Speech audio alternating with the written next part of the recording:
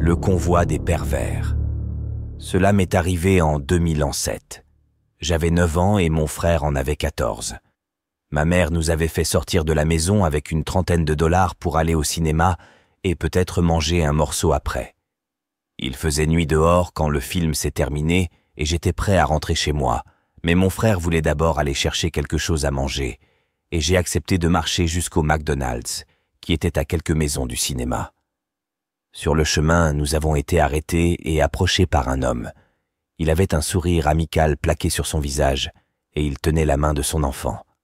Il ne semblait pas y avoir quoi que ce soit d'anormal chez cet homme. Il avait l'air moyen et semblait n'être rien de plus qu'un père se promenant avec son fils. « Salut, tu penses que tu pourrais nous donner un coup de main rapidement, à moi et à mon fils ? Nous avons besoin d'aide pour charger un matelas à l'arrière de notre camion. Le camion est juste en haut de la route, » a demandé l'homme. « Désolé, » a répondu mon frère, « mais nous n'avons pas vraiment le temps. » C'est à ce moment-là que j'ai remarqué le petit garçon.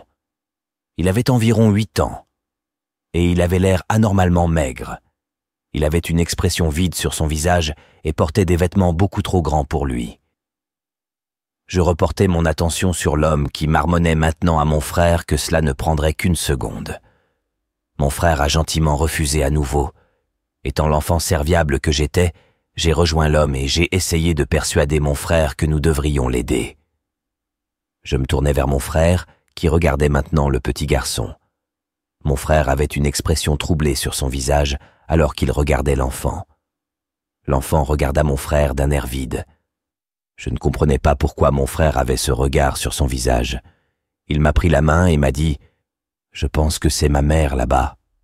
Il m'a tiré et nous avons commencé à nous éloigner de l'homme. Je ne comprenais pas ce qui se passait et pourquoi mon frère venait de mentir sur le fait que notre mère était là-bas. Il n'a pas lâché ma main et m'a pratiquement traîné jusqu'à ce que nous soyons loin de l'homme et de son fils.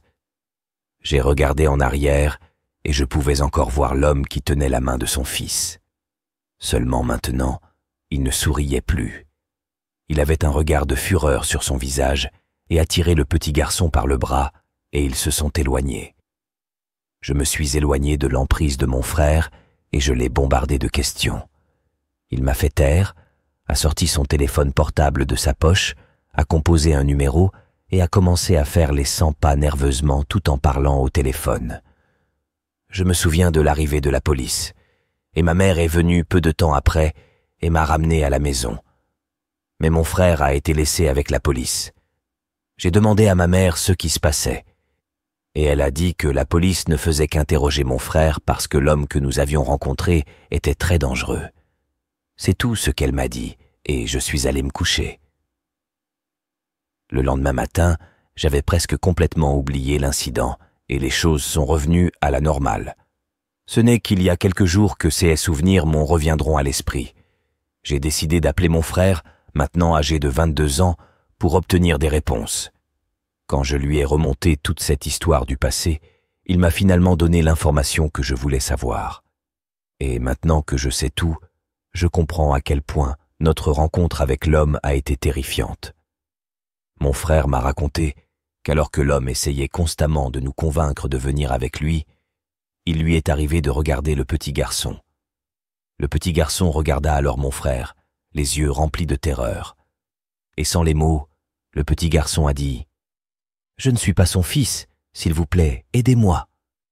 Puis son expression est redevenue complètement vide, comme s'il n'avait jamais rien dit du tout. C'est pourquoi mon frère a tellement paniqué et m'a enlevé. Quand il a appelé la police, ils se sont dépêchés de descendre et il a décrit l'homme du mieux qu'il pouvait. Il ne pouvait pas faire grand-chose avec le peu d'informations que mon frère avait données parce que nous n'avions même pas vu la voiture que l'homme était censé avoir.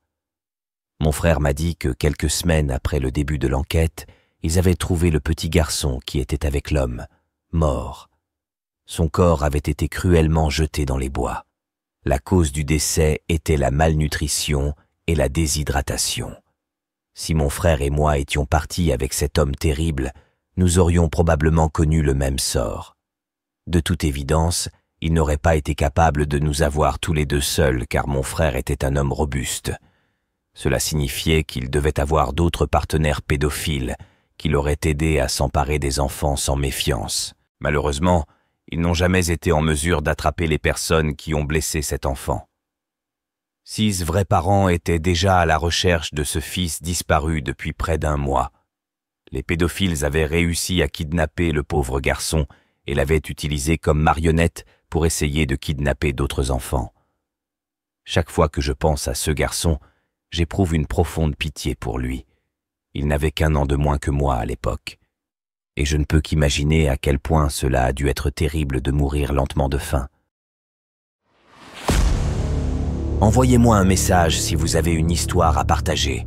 Et si vous avez aimé cette histoire, n'hésitez pas à aimer et à vous abonner. Chaque clic compte. Merci.